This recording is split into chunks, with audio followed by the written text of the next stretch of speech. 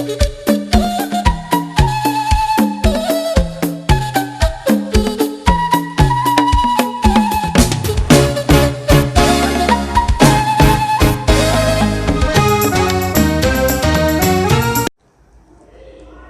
Ibu, dan saudara-saudara sekalian, kata hangalan dalam bahasa Batak Toba, akar katanya berasal dari kata ngal.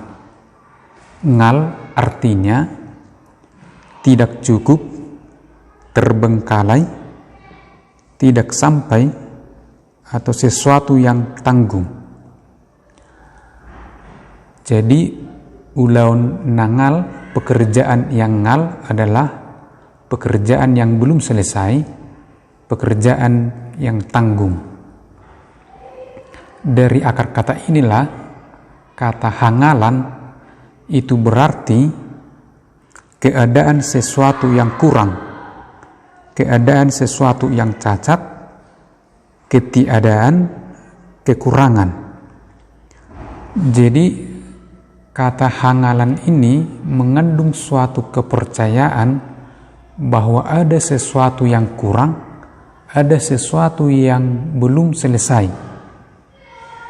Jadi misalnya kalau diibaratkan dalam sebuah kasus, misalnya ada suatu keluarga yang sudah menikah 5 tahun, 10 tahun, atau bahkan lebih, tapi belum mempunyai keturunan, maka mereka akan cenderung percaya bahwa ada hangalan mereka.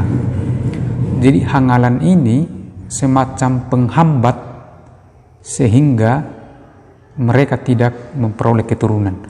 Ada yang menghambat sehingga mereka tidak memperoleh keturunan. Atau misalnya ada laki-laki yang sudah berumur 30 tahun atau lebih tapi belum menikah, atau perempuan yang belum menikah, maka orang tuanya juga akan cenderung berpikir bahwa ada hangalan. Mengapa dia sampai umur 30-an atau lebih belum menikah? Itulah kepercayaan terhadap sesuatu penghambat kepada dirinya, sehingga apa yang dia inginkan, apa yang dia impikan tidak tercapai, tidak dapat dipenuhi dalam dirinya.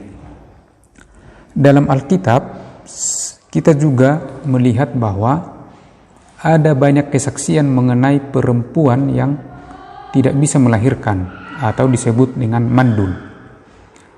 Cara yang dipakai untuk mendapatkan keturunan, maka dicari perempuan yang lain untuk mendapatkan keturunan dari perempuan ini. Misalnya Abraham dan Sarah, maka dicari perempuan yang lain untuk mendapatkan keturunan. Tetapi janji Tuhan bagi orang yang percaya akan selalu terpenuhi. Itulah sebabnya Sarah juga di dalam umurnya yang sudah tua masih dapat melahirkan, karena janji Tuhan kepada Abraham akan mendapatkan keturunan. Tetapi karena manusia itu sulit tetap percaya, maka kadang-kadang dia mengambil cara lain. Nah, di dalam kehidupan orang Batak, salah satu cara yang diambil yang salah adalah untuk memutus hangalan, maka mereka kadang-kadang pergi ke kuburan untuk meminta suatu kekuatan kepada roh-roh orang meninggal supaya hangalan itu diberhentikan. Misalnya mereka pergi ke kuburan nenek moyang mereka, memberikan persembahan kepada mereka dan meminta berkat dari mereka. Misalnya belum punya keturunan supaya diberi keturunan.